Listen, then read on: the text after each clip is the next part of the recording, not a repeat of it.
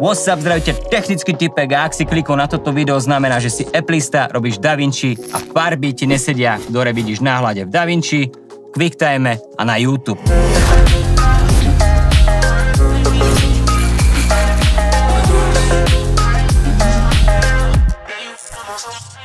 Ako môžeš vidieť, toto je náš náhľad, ktorý sa pozeráme, keď farbíme video. OK, super, spraví si render a pozeráš na ňo, že what the... Vidíme, že vlastne tie shadowy absolútne nesedia, takisto farby a vlastne celý ten priestor je taký vyblodnutejší. Nazýva sa to Gamma Shift, OK? To by bolo ešte ako tak v pohode, vraj si, že no dobre, no čo, tak tu máme ten istý záber nahratý na YouTube a keď si ho porovnáme, tak vidíme takisto highlighty preč, farba je hrozná, video, s ktorým sme sa trápili, nafarbili a nahrali sme na YouTube, tak zisťujeme, že nevyzerá tak, ako sme chceli, aby mohol vyzerať. OK, poďme to fixnúť. Takže vôjdeme si do DaVinci Resolve tu na hore, dáme Preferences, prejdeme na General, čo začiarkneme bude Use Mac Display, Color Profiles a dáme ešte tu na fajočku na automatický tag Rec 709 nám bude automaticky ťahať do Rec 709A. A znamená Apple. Dáme si uložiť.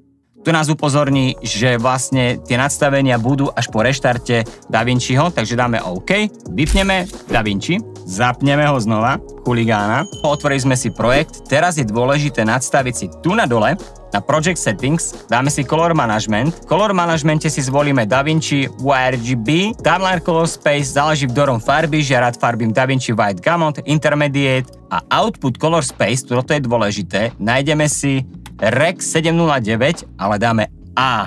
A ako pre Apple.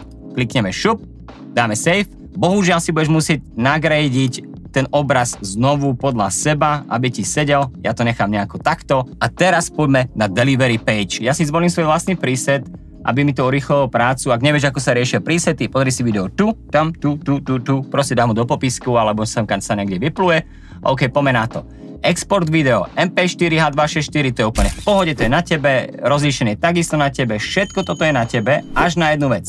Rozklikneme si túto kolónku Advanced Settings. Väčšinou v základe tu budeš mať CMS Project, ale my si zvolíme, že chceme Rec 709, Rec 709. Nazveme si to Gamma Fix, dáme renderovať a nájdeme si video, s ktorým sme pracovali, pozri sa, čo sa stalo. Máme farby také, aké sme potrebovali. Saturácia sedí, gamma sa shift nedeje a všetko vyzerá tak, ako by malo byť. Nice. S tým, že keď to isté nahráme na YouTube, môžeme si pozrieť, toto je QuickTime, krásne sedí, toto je YouTube, krásne sedí. Tak máme odstranený problém. Fixed Gamma, čo si nafarbil, to si aj zješ na YouTube, QuickTime a vlastne všade, kde si to budeš prehrávať, už ti to bude v tom Appli sedieť. Ďakujem, že si sledoval, odoberaj, daj lajky, palec hore, všetko, čo k tomu patrí. Ja budem spokojný, ty budeš spokojný, všetci budú spokojní a tak to má byť. Zdravíte, technický týpek a vidíme sa v ďalšej časti tohto krásneho audiovizuálneho sveta. Čau!